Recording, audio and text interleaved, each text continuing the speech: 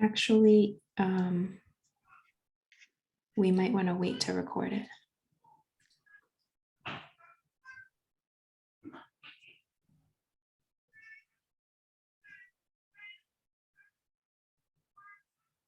don't know how to do that.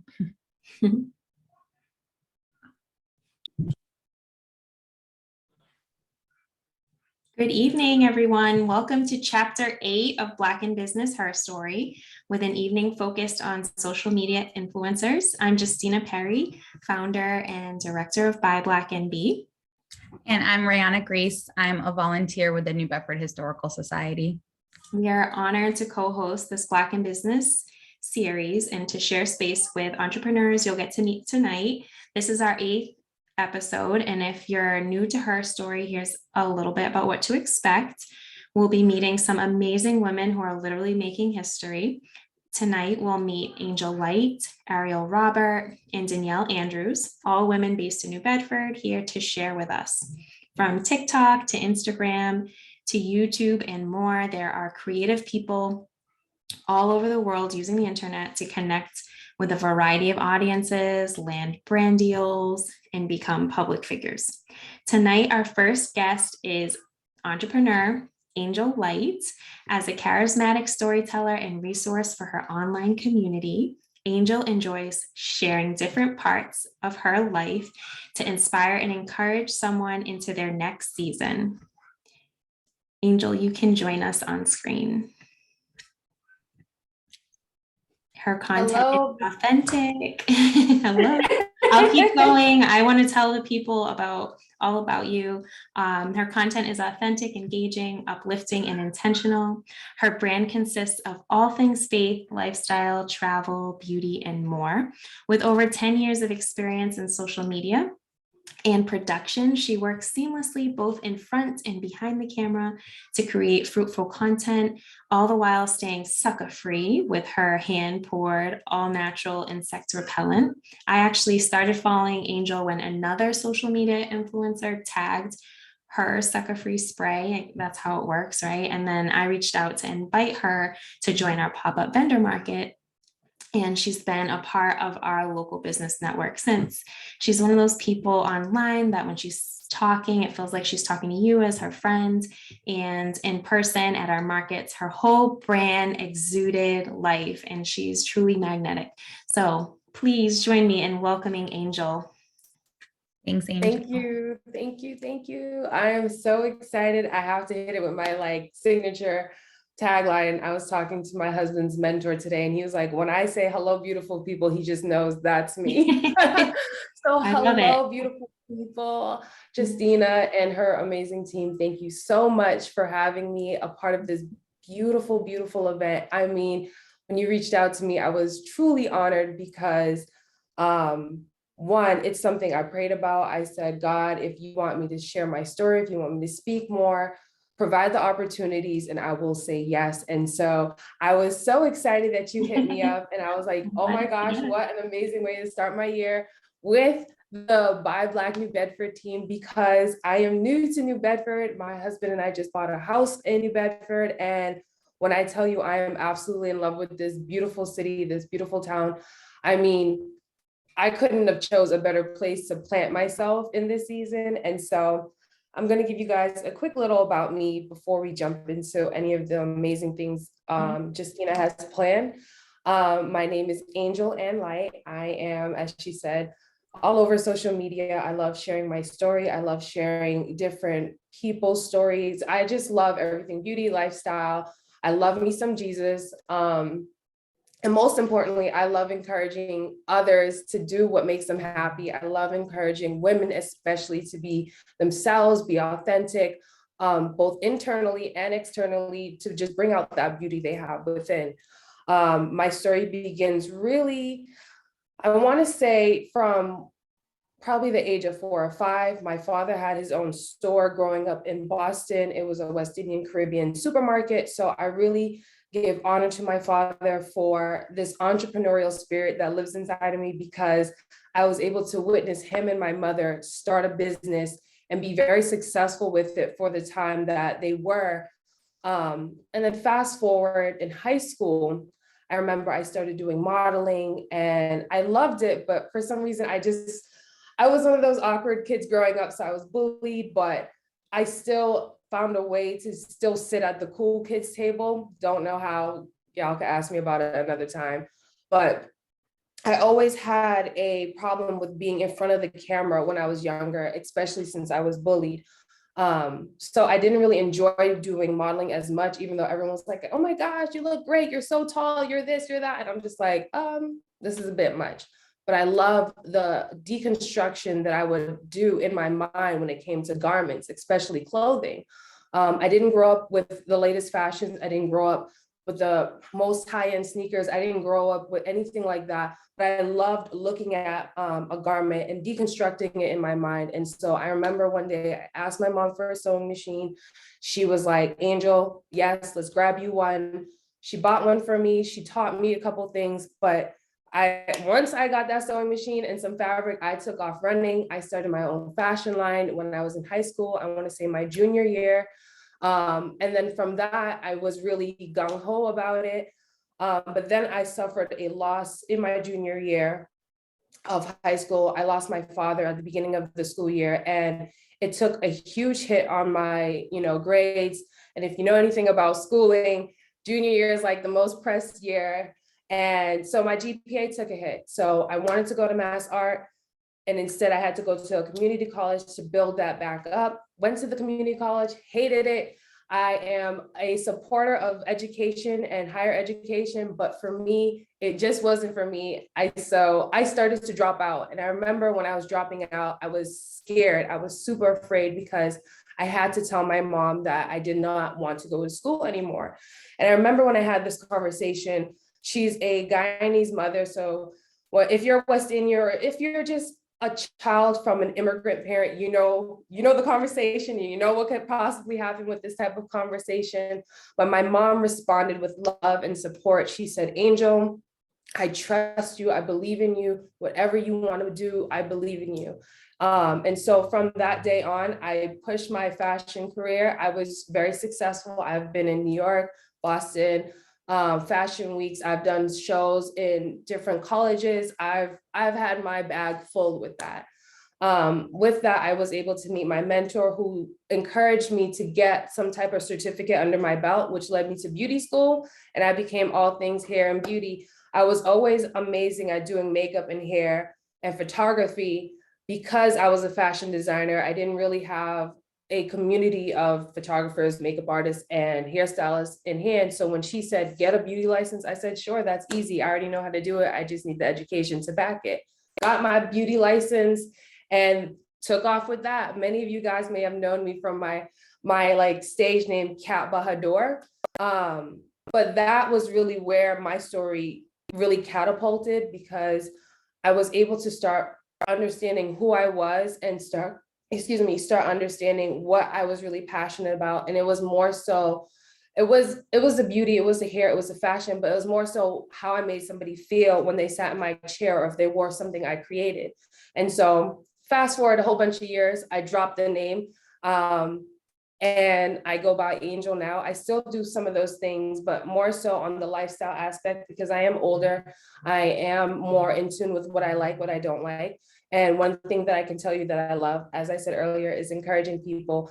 Those other aspects of me help me just gravitate people towards my brand. And yeah, I hope that was enough to kind of launch the conversation. I am a talker, so Justina, I'm sorry if I talk more than 9 minutes. Yeah, no, I loved hearing about how your memory of entrepreneurship with your parents, and how how they encouraged you to kind of follow your dreams. And I think that a lot of what we're doing here is working to provide that example for people. So maybe those who are looking to pursue this line of work, or content creation, or even just going out on their own with something, to kind of see like how that worked for you in your journey. So thank you for sharing about that. And I didn't know about the clothing design background that you have. So yeah. I did know about do you do makeup?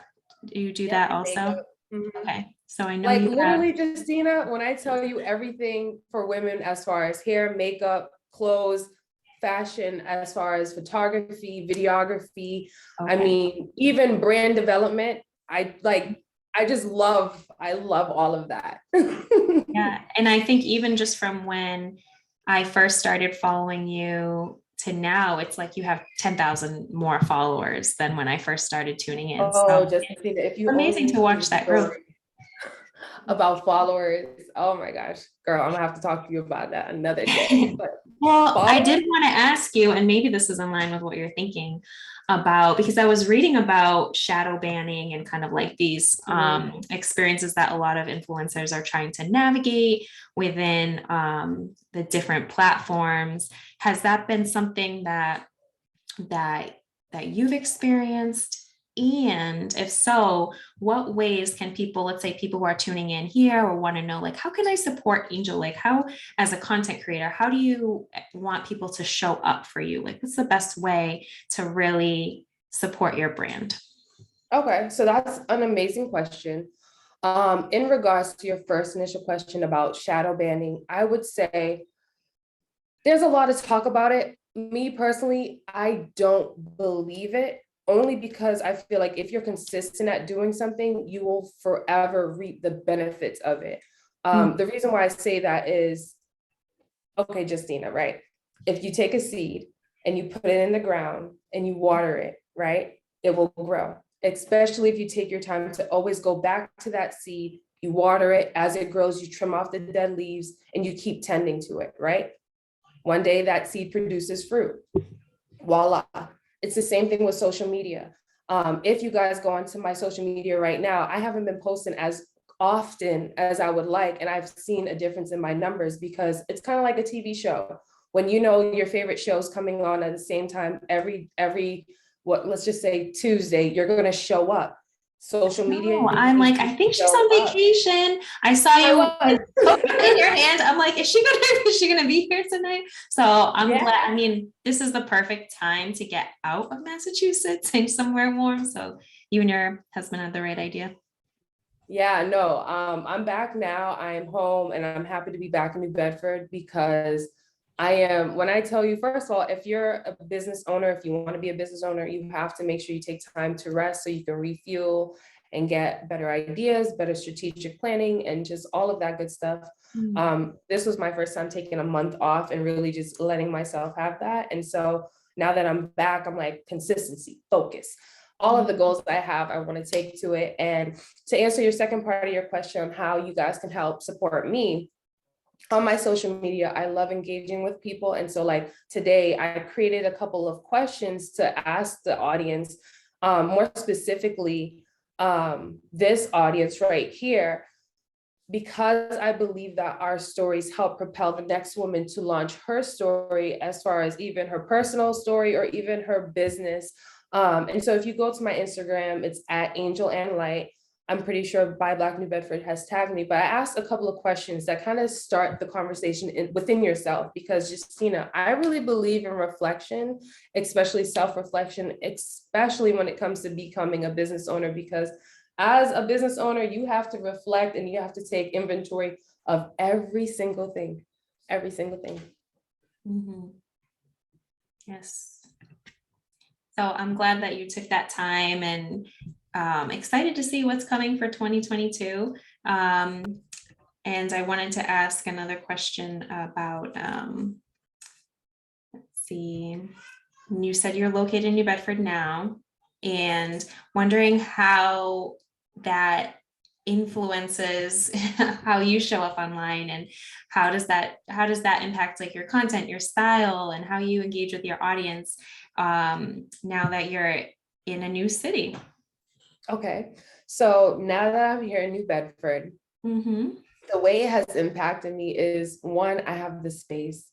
I lived in previously Central Falls, Rhode Island, and it was just a 2-bedroom like apartment. My husband owned a income property. Okay. And so we had 1 bedroom for us. And then the other bedroom was for me and it was my office. But as I told you, Justina, being a content creator, being a makeup artist, a hairstylist, and even a fashion designer. It's a lot of stuff in one room. And being here in New Bedford has been able to allow me to spread out more. So now I have my own studio, I have my own beauty room. My husband doesn't have to see any of my stuff because all I have to do is close the door. And it's also provided me a place to be able to receive peace. I love that New Bedford is on the coast. I love being able to walk near the water. I love that the Buy Black New Bedford community was so welcoming. When I went to my first pop-up, when I tell you, Justina, the way it made me feel like this is a good place to call home. Like, you were so incredible. The other businesses that were present were so incredible. My husband and I made so many new friends. Like, there was this digital artist there, Matt Hill, I believe his name is Matt Hill, and his wife. Oh my God, I love them so much. They are now part of our community. And just to know that New Bedford has that, I've learned so much about the culture. I've learned so much about different people. And so being able to see how the Black community is also thriving so much here really makes me feel settled, because as you know, there's a lot of things going on in the world, and it's hard to get a little peace of mind wherever you live, whether it's in the city or in the suburbs. And so New Bedford, for me, has provided a safe space where I can truly like go outside and feel like I'm not going to be like mentally disturbed, if that makes sense. Yeah. Oh, yeah. No, I get what you're saying. And that's it's so cool to hear that, because in a way that's what we were trying to create without even knowing it, but just creating that sense of community and feeling like belonging, whether you're part of the Black community or an ally or somebody who really wants to support the Black business community. So I'm glad that you found a home here, and so glad that you made the time to join us this evening. I just want you to shout out all of your pages and let people know how they can connect with you so we can go follow you. Awesome. Thank you again for this opportunity. I'm so excited to hear these beautiful women's story. You can follow me on Instagram at Angel and Lyte. It is the same as my YouTube, ANGELANNLYTE. That's on Twitter, YouTube, Instagram, Facebook, TikTok. I'm still trying to figure out the TikTok monster, but I'm on TikTok too. And also connect with me on my website. If you have any questions on how to launch your brand, if you want to have a makeover, whatever it is, I'm your point person. If I don't know how to do it, I will point you in the direction. I see that we have an amazing stylist here. And so y'all connect with me. I'll connect you to people, blah, blah, blah. I don't know. I'm just excited to connect. What an amazing resource and an amazing addition you are to our city. So thank you again for joining us. Wishing you all good things for 2022. And next up, we will welcome back Rihanna Grace. And yes, thanks, Rihanna. Thanks, Justina, and thank you, Angel. So great to hear from you. I think it's just so wonderful how you've really carved yourself into all of these different spaces, really making an impact for women and girls to be able to just feel beautiful, feel loved, feel seen and represented. I think it's so important, and we really value, and it does feel good to hear that you felt welcomed coming back to New Bedford and being surrounded by all of the other wonderful Black businesses that we have the pleasure of working with every day. So thank you again for your time, and super excited for our next speaker, Ariel Robert. Ariel is creator of Coutouring, a fashion blog she started to influence followers through her style journey. She began as a 16-year-old high school junior with a love for sharing personal adventures in every outfit of the day. Today, Ariel has been featured by brands like New York & Company, Hers, and Shimmer Beauty. Coutouring remains a primary creative outlet, reflecting 10 years of travel, style, and growth.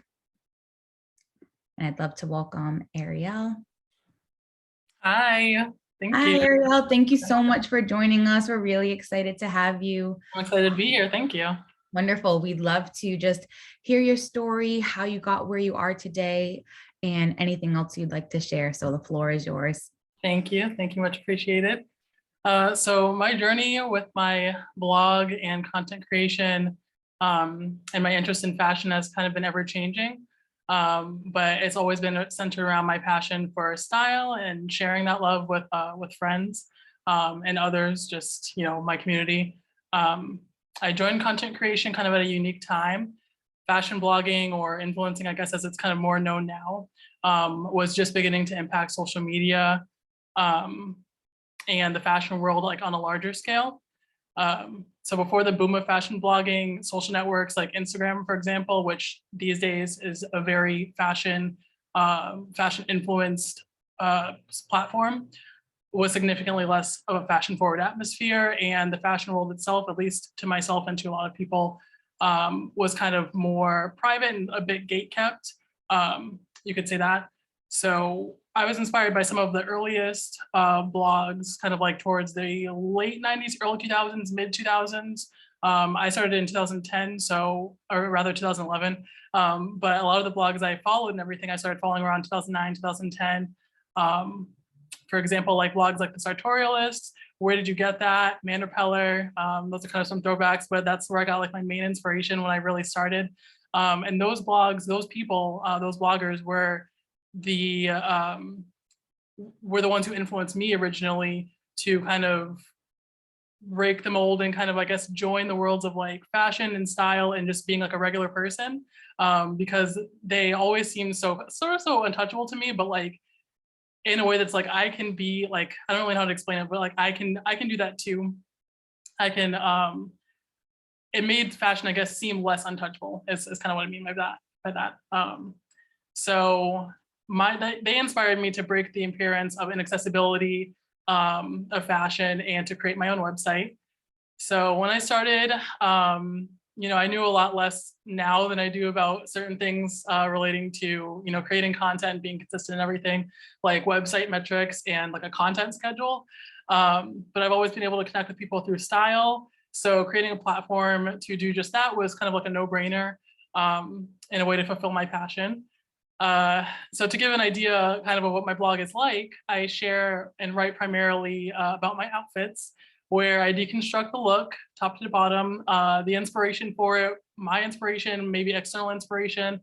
Of course, sharing the links of where I got everything, because that's always been a majorly important part of blogging, is you got to share those links and let people know where they can get it, because there's no point almost in like kind of inspiring people if they can't get the same thing, or if they can't at least have an idea of like where you shop and things like that. It's a big part of blogging and a big part of connecting with my audience. So that's always something I've been really very, very into. Let's see. Another good portion of my blog is sharing trend inspiration and how-tos, like how to wear a great pair of square toe heels, like one of my favorite trends that's come back from like the early 2000s, but has been, kind of on trend for a couple of years now. One of my favorite things, and I, love to share things like that, like how to style a certain thing, how to wear like a satin slip dress, how to style something that's maybe even more outlandish. Like I have a cow print bag that I love to wear with everything, because I feel like something like that goes with nothing necessarily goes with everything. Like it doesn't match anything, so it kind of goes to everything. So like things like that are like some of my favorite things to share, like a how-to style or wear in multiple ways so people can kind of get different ideas of it. And I also, like to review fashion shows that I attend and things like that. That's expanded heavily into my social media over the years, of course, as social media has become, like I mentioned before, much more important to like fashion and much more relevant. It's been a bigger platform too for me, like for example, Instagram, also growing into TikTok, which I know has been mentioned, but growing into like the apps as they become like more popular and more, you're able to grow more of a platform on there and relate to more people and connect more. I've been sharing more fashion content, definitely for years on Instagram, and I've been dabbling in TikTok a little bit recently. And Instagram is, like I said, primarily where I've been doing a lot of work and have been putting in serious work with some brands to create engaging content. So I guess you can say in the span of about 10 years, I've gone from like an ambitious high school kid who would I would bring my little tripod out to go take pictures of outfits and everything, to a successful blogger, stylist, influencer, whatever you want to call it, with, you know, a very connected audience. Awesome. Thank you, Ariel. I love that last part. I'm just kind of reflecting on how different things were 10 years ago when you were in high school, and it's like bringing your real camera to do things and uploading it onto your computer and then posting it. Exactly. Yep. Things have totally changed where now everything you're capable, I'm not sure how you edit, but you're able to record, share, and do so much with just something that's in your pocket. And just to think of how high school Ariel would have thought about that. Yeah, the process is so different now. I mean, like it's all just in one device, you know what I mean? Like back in the day, my phone was not gonna be the device where I could do all of that and just kind of upload it to Instagram. So that has changed. Yeah, no, it's funny. And so I know you kind of touched on this a little bit, like you already really loved fashion. And so that's kind of how you decided to narrow down to this, but just to explore that a little bit further, since it is something that you've been in love with since day one, it seems.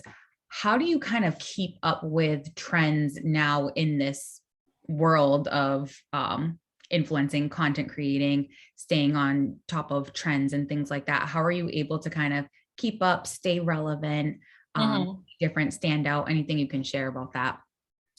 Of course, of course. So I think like many people, social media is a huge thing right now. No matter kind of where you go, it's like kind of always heavily involved. So being that I am like that, a lot of my work is done through social media, and that I'm just like a person, I do spend some time on social media and see like how trends affect, you know, like what trends you see on like Instagram and other apps like that. But I also like to pay attention. I've always been a big fan of paying attention to the runway too, because that kind of trickles down. Obviously not everything on the runway is ready to wear, but, or even, you know, kind of going to be trendy right the next season, but, you know, kind of like if you pay attention, it kind of comes like later on. So I like to pay attention to apps like Vogue Runway, where they share like the runway shows from past seasons. You can view even like archival seasons, I think like up to at least like 10 years ago I've seen. So I like to look at trends, like I like to look at what's on the runway, kind of like how that influences like what's coming up next, and kind of just connect that with like what I see people wear. I also like to see people like try like wear different things. So I think I definitely get trend inspiration from there, but also like to keep myself kind of open to like whatever I'm feeling. I don't know. That's really great. And this isn't a question that we sent you ahead of time, so I don't want to throw you a curveball, but no worries. Just kind of, do you have any words of advice for especially young Black women who are maybe considering putting stuff out there? I'm sure that there are people watching or people that will watch the recording that are thinking, do people want to hear from me? Like, is the market too saturated? How can I take the step forward? Do you have any kind of words of advice or words of wisdom for someone who's been doing this for over a decade already? Yes, I do. My biggest, like most important word of advice, which may be cliche, but it's true, so I don't care. You have a voice and people want to hear what you have to say. I think the most successful people on, like, if you want to have a platform anyway, not everybody wants to have a platform, that's completely fine if you don't want to, but if you feel the desire, the urge, like the interest to have a platform, to create any kind of online platform for yourself, you have that opportunity because you want to do it. And I feel like I was gonna say, the most successful people who, you know, have a platform, create anything like that for themselves, I think it's best to certainly focus on what your voice is, try to be recognizable, be understandable, like know what you want to say. That's a big important part of it too, because you can't kind of just say everything, because then you have no specific audience. But it's definitely, I think honestly, if you're interested in it, go for it.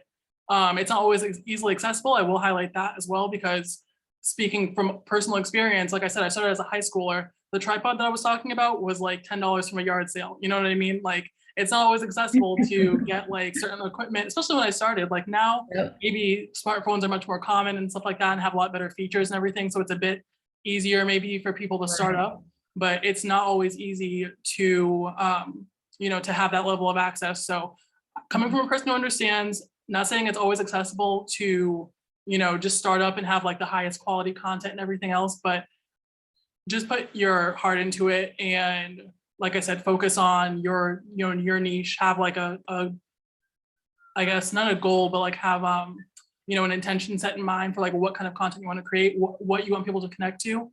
And like I said, the interest is enough. The wanting to, you know, have a voice and put yourself out there is enough. It just takes, you know, just doing it. So Yeah. I encourage you to do it. Great. Everyone listening, hear what Ariel is saying, take the leap. Great words of encouragement. And so my next question is the same question that we asked Angel. How does being in New Bedford, like our specific location, living here, how does that influence your content, your style, and how you're able to connect with your audience? Yes. So I've grown up in New Bedford most of my life. I've been here, you know, I wasn't born in New Bedford, but I've been here, like I said, pretty much most of my life. So once I started my blog, I obviously started in New Bedford, and pretty much all of my content, not all, but most of my content is shot in New Bedford. If not at home, it's, you know, around the city.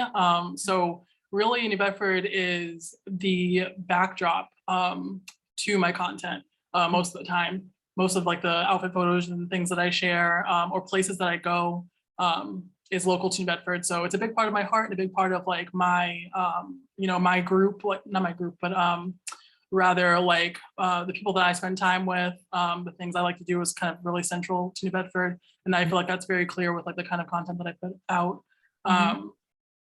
Most of my content, like I said, has been shot here, whether it's, you know, in the neighborhood where I grew up, like it used to be when I was, you know, like in high school doing it. If it's downtown or like at a local park, I like to take fall photos, you know, in local parks or by the beaches and things like that. New Bedford is always visible, and if not actively in the photo, but at least in the background. So it's very visually integral to my content. And New Bedford is also where much of my support and my audience lies. Obviously, like I said, my people are here. And so to be able to share local content and encourage friends to, you know, shop small businesses and or to go to like my favorite bars and restaurants and things like that in New Bedford has been like incredibly important to the kind of like not even just the fashion content, but like the lifestyle content and things like that that I share.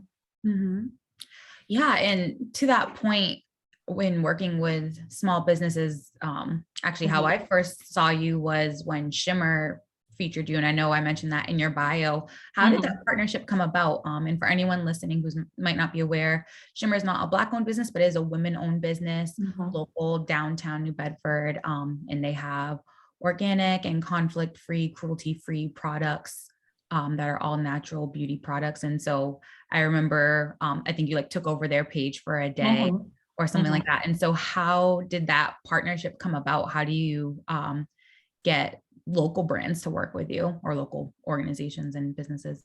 So that one came about because Katie had contacted me from Shimmer. So I've been a, you know, like a long time fan of Shimmer. Like you mentioned, they have like great, very natural beauty products and everything. So I've been like a long time fan. And like, I think that, you know, I've always loved like her content on social media. I love the shop. And also I think that she's seen my content and seen that I also am a fan of beauty products. Like I share things like that, like beauty routine, kind of like night routine, morning routine kind of thing. So I feel like my audience also relates to that. My audience definitely likes when I talk about beauty products, skincare products and things like that. I'm also a big fan of natural products, like I mentioned before. So I think the connection was a really great one. And that takeover was so fun. It was so fun. I love like just hopping around New Bedford and stuff and sharing products and everything. So yeah, it kind of just came together. Kind of just, you know, she reached out to me and it's kind of just been, we've been working together a couple of times actually before that. So it's always a joy to work with Shimmer. Awesome. So cool. I love that you're able to partner with local businesses. I think that oftentimes, and it's not a bad thing at all, it's amazing to get your name out in any way, but a lot of times when it's partnerships, I think people automatically think kind of like these huge brands, and know that there's partnerships available with local small businesses, with kind of grassroots mom and pops. Like it can be just as impactful for you to like you said, your followers love seeing that type of content. So if you're appealing to your followers and it's also supporting a small business, like how great is that too? Yeah. Awesome. Wonderful. So the last thing is especially for anyone checking this out, how can we follow you? How can we reach you if there's anyone who wants to work with you or wants to just check out your content? Mm-hmm. Awesome. So you can always reach me. You can always follow me primarily on Instagram at It's Coutouring, COUTURING with an underscore at the end. You can also follow me on Facebook where I share some content. It's facebook.com, I think it's /coutouringblog. You can follow my website, which is coutouringblog.com. And my email, if you would like to reach out to me, if you'd like to work with me or anything like that, it would be ariel@coutouringblog.com. Great. Awesome. Well, thank you so much, Ariel, for your time. It's really been such a joy and pleasure to hear your story, hear what you're up to, how you've evolved over the past few years. And it's really just great to see you in our community, shining bright. Thank you so much. Thank you for having me. I so much appreciate it. Yeah, thank you. And next up, we're going to bring back Justina. Hey. Hey, welcome back. Thanks. That was a great interview. Yeah. I loved hearing from her. And I should have mentioned, I totally forgot. And I don't know if Ariel will remember this, but we actually used to take the bus together no way. back in the day, I'm pretty sure. What school? Carney Academy. I'm sorry. That's so sweet. I just have to pop in. I'm sorry. You remember that? Such an adorable memory. Oh my goodness. And I was the same, I was the same class. I was the same grade as your brother. Oh, really? And so, yeah, and I was thinking, I'm pretty sure we're on the bus together. But yeah, so New Bedford connection. I meant to mention that and I forgot. I got distracted with all the great stuff that you were saying, but Bedford connection, bringing on back. So it's especially great to see, just how you blossom and grown. So thank you again. Arnie kids. That was cool. Thanks. Thanks for that interview, Rihanna. Yeah. So I did want to mention that MSLUS in partnership with the Influencer League unveiled a first of its kind research study. And I just think it's really timely to mention this study. It's called Time to Face the Influencer Pay Gap. And it's uncovering a large racial divide in influencer compensation. Nearly half of Black influencers said in this survey that their race contributes to offers that are below market value. So this study was published in December, and it found that the pay gap between white influencers and influencers who are Black, Indigenous, or other people of color is 29%. When the research focused specifically on white and Black influencers, the margin widened to 35%. So pretty surprising, not really surprising, but shockingly bad. It has to do with algorithms that are barriers that can really make or break an influencer's career. And Black influencers are being offered low market value. So I thought that would be important research to shed light on those disparities in pay gaps in this industry. Yeah, I remember recently reading that Forbes featured all of the highest earning TikTok influencers and that there were no Black influencers featured on that list. And again, just kind of, and I think it was related to that study, but highlighting, but when you think of TikTok and you think of the dances that go viral, and I know that was something that came up a while ago, that it's Black influencers, or even if they're not influencers, it's Black young folks that are coming up with these dances that take the world by storm. And then they're on the Jimmy Fallon show with some watered down version and no credit. Numbers just don't add up. Yes. And you think of how many people are coming up with these things and not getting credit, not getting paid, getting things stolen from them, honestly, and just how it's a common theme in our history. And that, I don't know if we said this on the show before, but I saw this quote that was, they want our rhythm and not our blues. And I think of that often, especially when it comes to entertainment industry, fashion industry, music, in the Black community. It's often that we're setting trends, but not getting paid.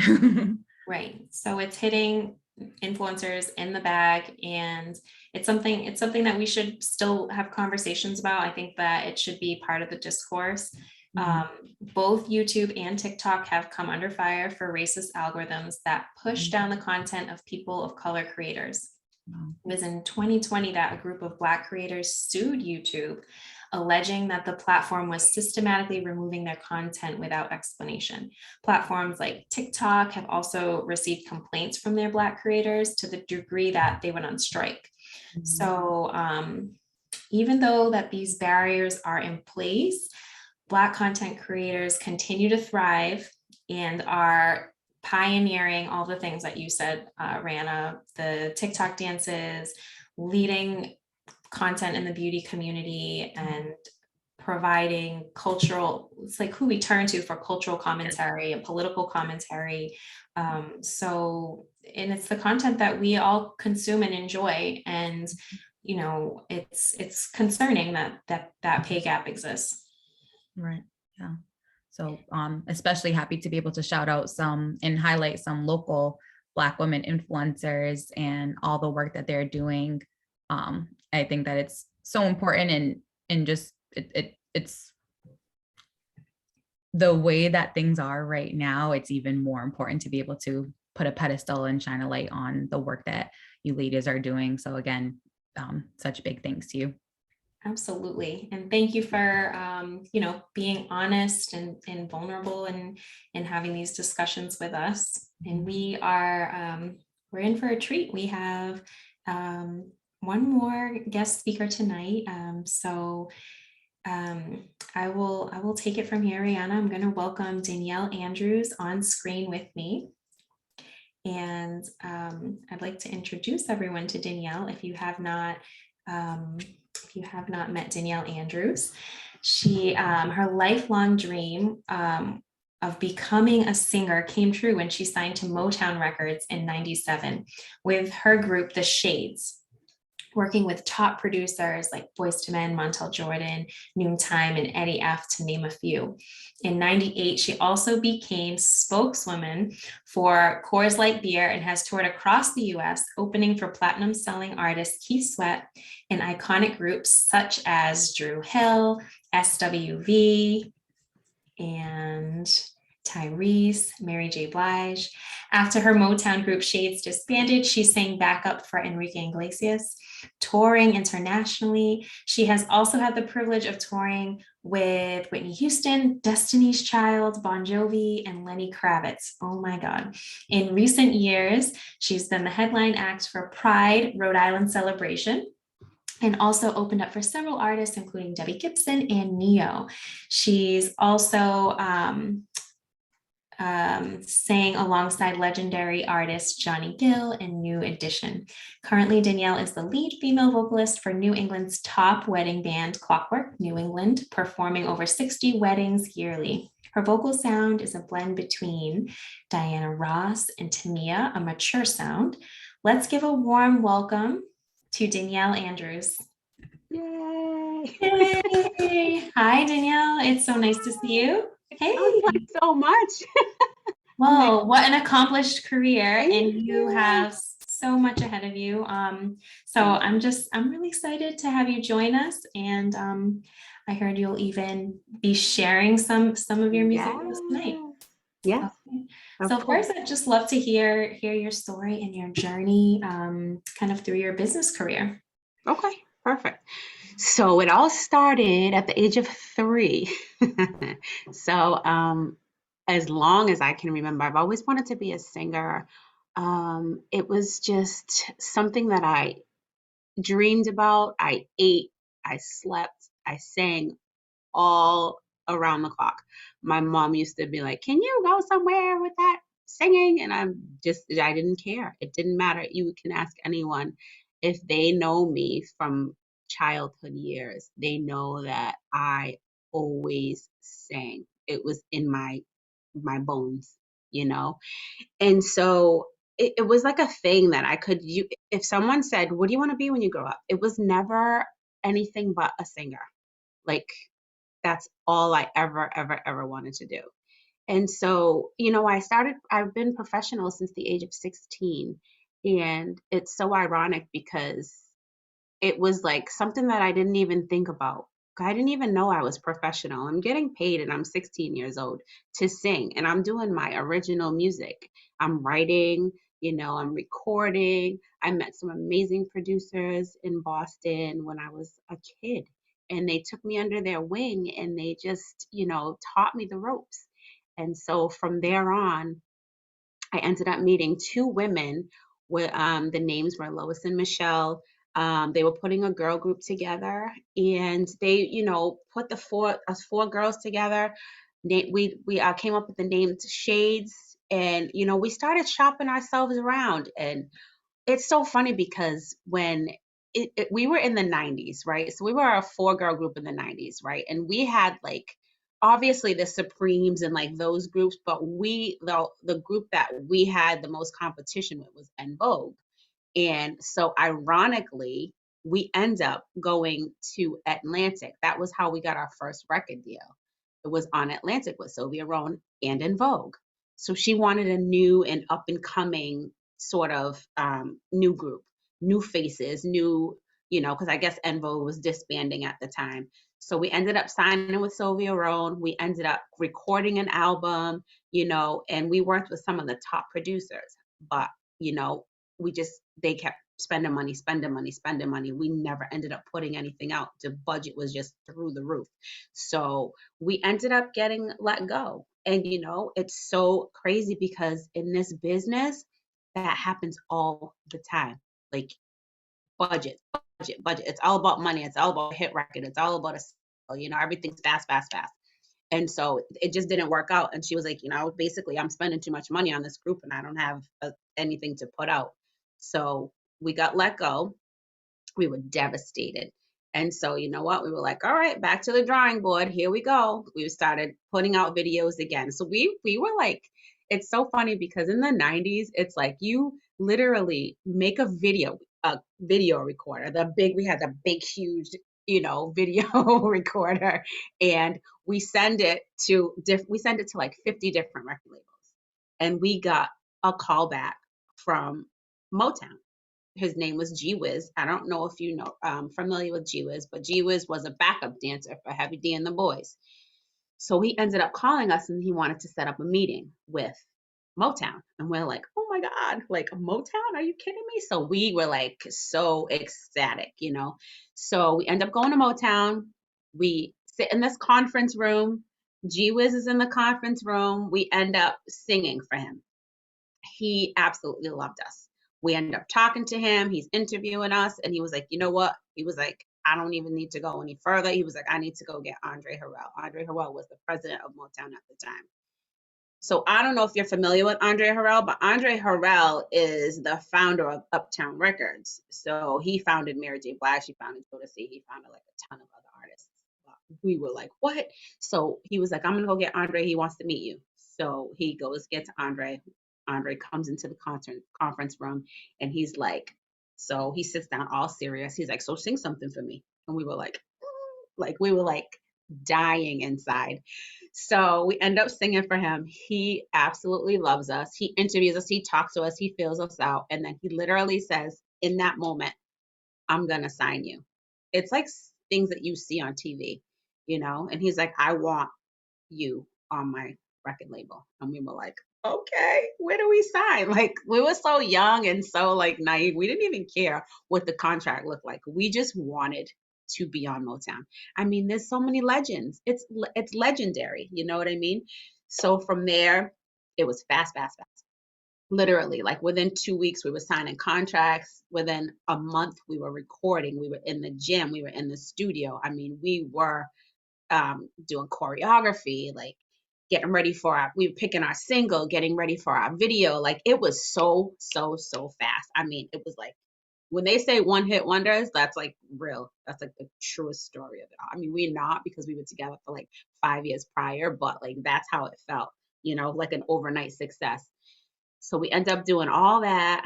We, we get a top 19 song on Billboard. It was on the R&B charts. We ended up like touring.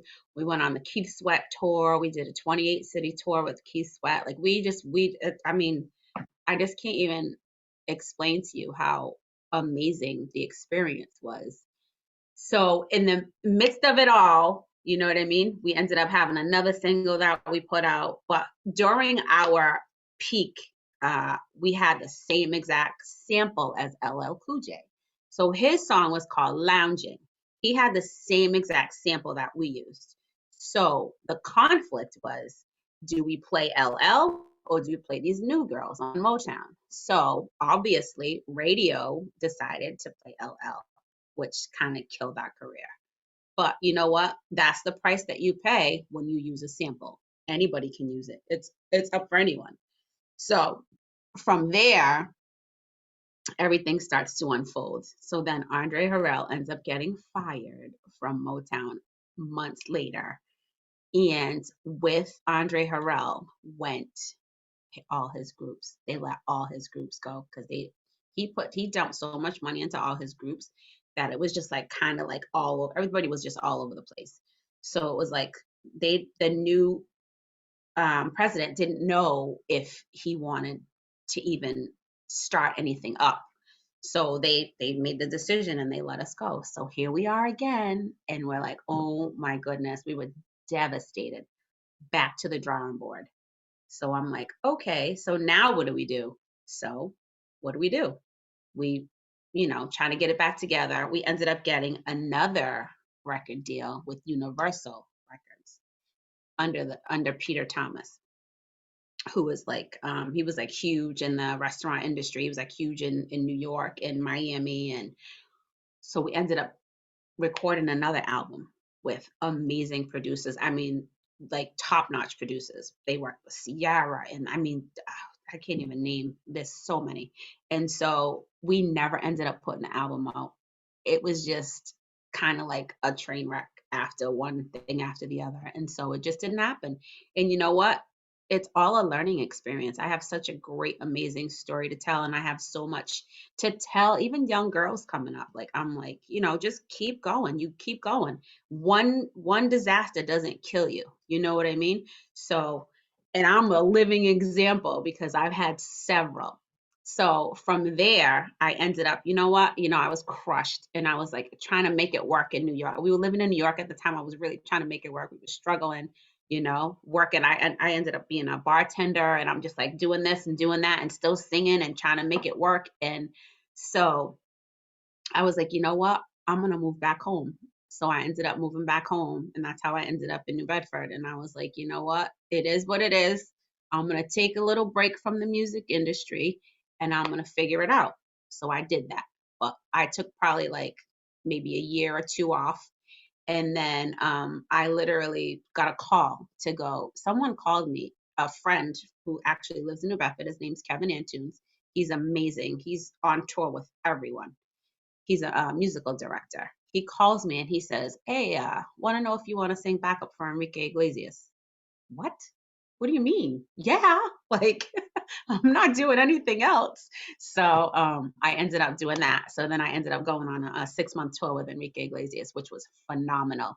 I mean, talk about superstar. Like everywhere he went, everything was shut down, and he's got security, and that was an amazing experience. So from there, from the Enrique experience, I came home and then I started, I got bit by the bug again. I was like, all right, I want to start singing again. I want to like do my own thing. So then I started just putting my name out there, getting into bands and, making connections all throughout New Bedford and Rhode Island, and everywhere I went, I would get up and ask the bands if I could sing, because that's a way for people to talk about you, for people to know who you are. Because yeah, I was on Motown and yeah, I was in the group Shades, which is a big deal, but people still didn't know who I was. You know what I mean? Because I was gone for so long. So I started doing that. I started getting, my name out there. And then finally I started meeting all these musicians, and I was like, you know what? One musician here, one musician there, putting my band together. I got a band now. I'm starting to like do my own thing. I want to be out there. So that's how I ended up I'm doing my like own solo stuff. And so I'm working on my solo project right now. And I'm in a wedding band. So, that is great. It pays my bills. I don't really work a day job. I mean, I can, but I don't. And I just right now I'm basically just being the singer and just, trying to be, what? It's so hard because when I was in the 90s, per se, we didn't have social media. So now it's like a whole new ball game. You know what I mean? It's like, all right, so now it's like I have to learn everything all over again because I'm really not social media savvy. So I'm like, all right, I gotta get my face out there. I gotta get some content, like content. People want to see. People like I do my little karaoke car rides and I just sing in the car while I'm driving to a gig and people absolutely love that. So I'm like, it became a thing. So I was like, once a month, I'm doing a karaoke car ride. And then it's like one thing after the other. So it's like, so my EP should be coming out in probably like I say March, April-ish. I'm finishing up. I have a few more songs to do.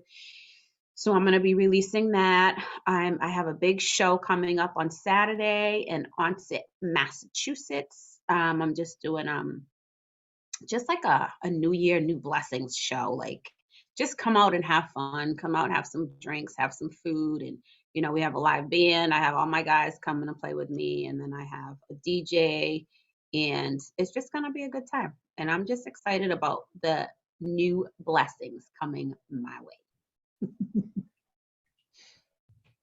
Yes. Oh my gosh, I loved hearing that I was story. chatty, huh?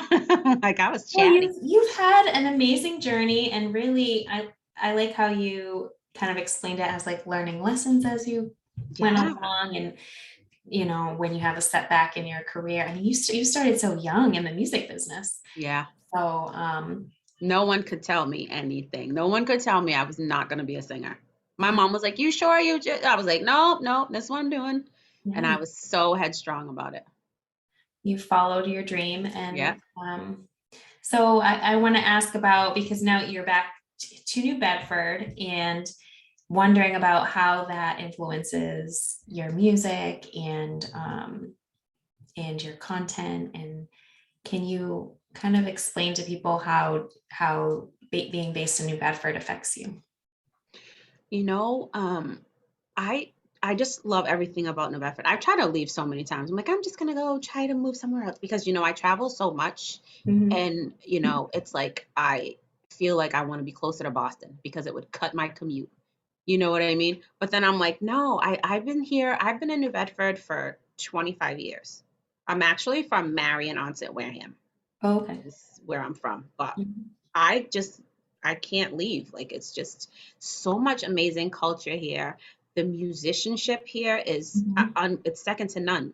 I mean, we have the Tavars, you know what I mean? We have like I said, I don't know if you are familiar with Kevin Antunes, Mhm. but he is a huge success.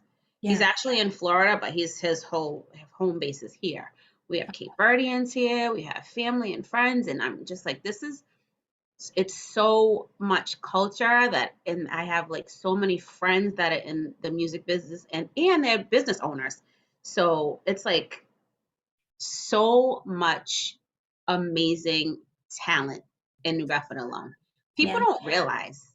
And that's They're like, inspiring when you're a creative person or an artist to be around that. So, yeah, literally. I mean, I have so many friends that I can call up and be like, hey, you want to groove tonight? And we'll just go sit somewhere and just, you know what I mean? And yeah. get in the studio and groove out. And it's just, I feel like, where can you do that? We're so small, but we're confined and we're like close knit Mhm. all at the same time. Yeah. And I love I that. agree. I love that. Thank you for sharing that. So let's let people know how they can find you. I put in the chat your Instagram handle, and you have 14,000 followers on Instagram. I know you said you're not a social media, you're not a I social know. media person You and know how you what? identify, but Well, you have a huge following. I really try to, wherever I go, I always try to like meet, wherever I go, I meet people. And that's how I feel like I've been staying relevant because no matter where I sing, even if it's at a wedding, I'm like, follow me on, follow me on, follow me on. You know what I mean? So I've been launching my website. So I just launched that. It's still in the works, but it's pretty much almost tweaked. So I can, all my content can go to, it's called Official Danielle Andrews. Okay. And so if you go to my website, you can click on any link. You get the Facebook, you'll get Instagram, you know what I'm saying? And then you'll get what the hell am I trying to say? You'll get all the new updates for shows and things like that. And like I'm gonna be doing merchandise and like it's it's all in the works, but I'm like, hey, why not? It'll be Right? a great year. I love all those ideas that you have, and I think the people are ready to hear you sing. I'm ready. If you can share a little something with us, I will. Yes. You ready? Okay. Yes, I'll give you the floor. Strumming my pain with his fingers, singing my life with his words. Wait a minute, I lost. Hang on. I think I timed out. Give me 1 second. I had my Bluetooth connected and I think I timed out, which is weird. No, it's not connecting. I don't know why. Oh, technical difficulties. Could you hear me though? It sounds amazing. Yes. And It did? you heard the Yes, track. I can hear you. You heard the track? Okay. Yeah. I'll start over then. Yeah. And I'll just Take your time. Yeah, that's okay. Thanks. Strumming my pain with his fingers, killing me softly with his song, killing me softly with his song, telling my whole life with his words, killing me softly with his song.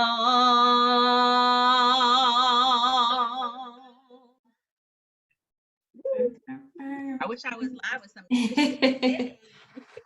Yeah, I love that.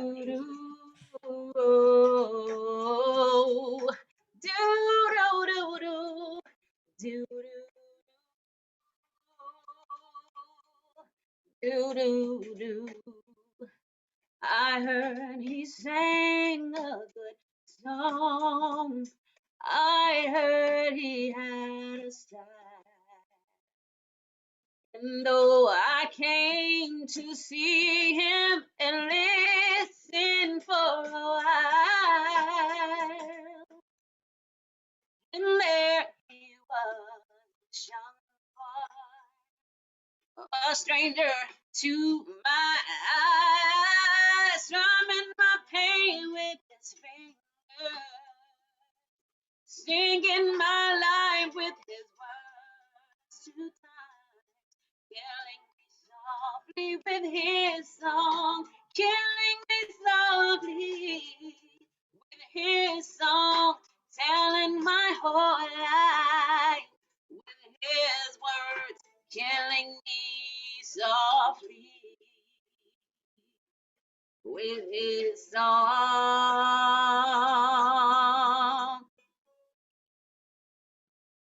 I felt all flushed with fever, embarrassed by the crowd. And though he found my letters and read each one aloud, I prayed that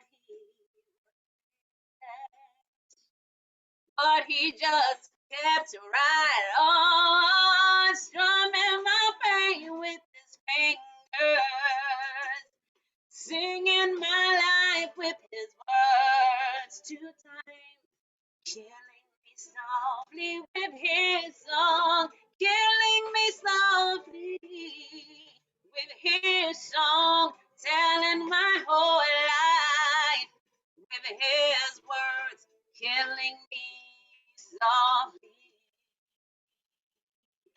with his song.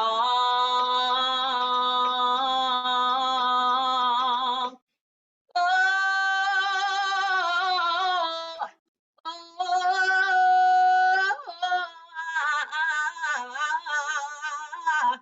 la la la la la la.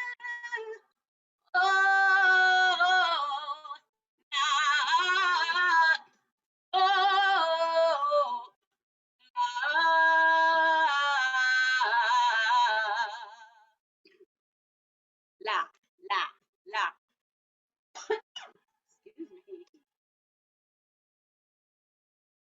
drumming my pain, singing my life.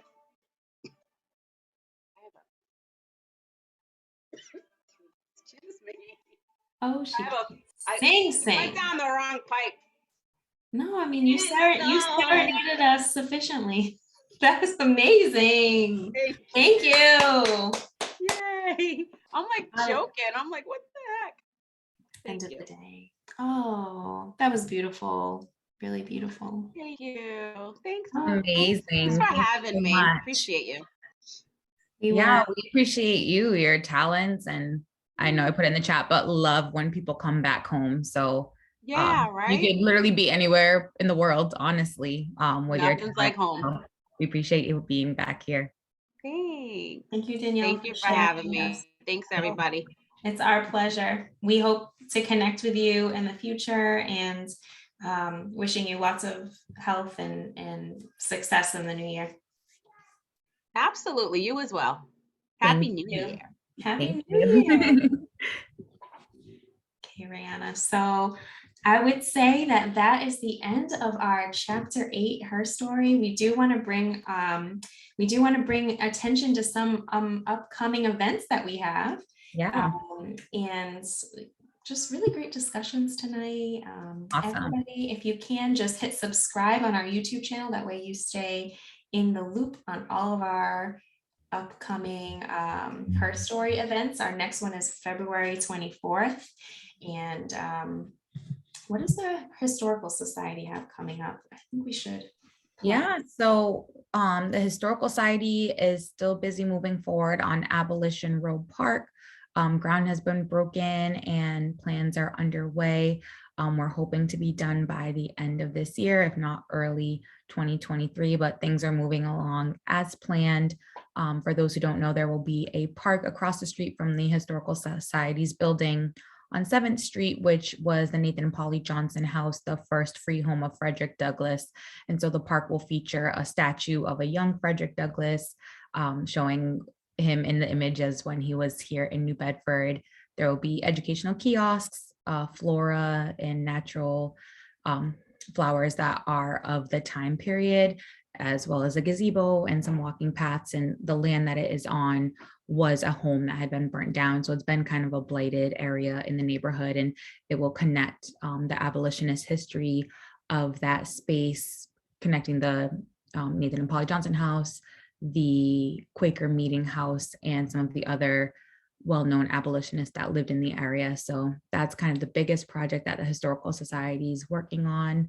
We will also be co-hosting in April a genealogical conference that is coming. Well, we're co-hosting, it'll be virtually. So if that's something that you're interested in and tracing your family history or finding out more about how to work in genealogy, that's definitely something you should check out, and to look at the Historical Society's Facebook page for more information. Registration is, I believe, opened this week, and the conference will take place in April. Fabulous.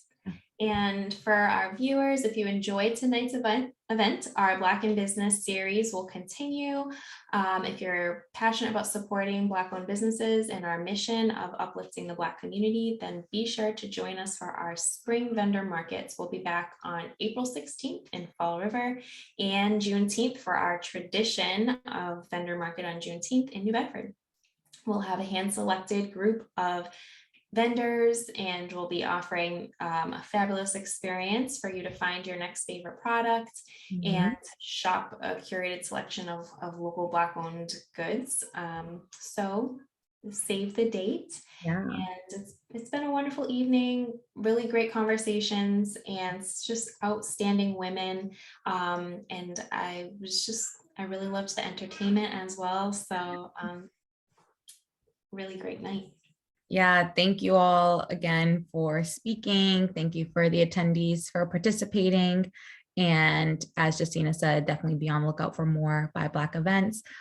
Angel kind of alluded to this. The pop-up markets are just such a great opportunity for vendors to meet new clients, for clients to find new faves to buy from, and to help build community, make friends, gather safely, and to really just support the community and grow a network. So thank you all for the support. And we're excited and hope that you can tune in next month for HERStory Chapter 9. Thank you for rocking with us. Good Have a night. good night. Take care.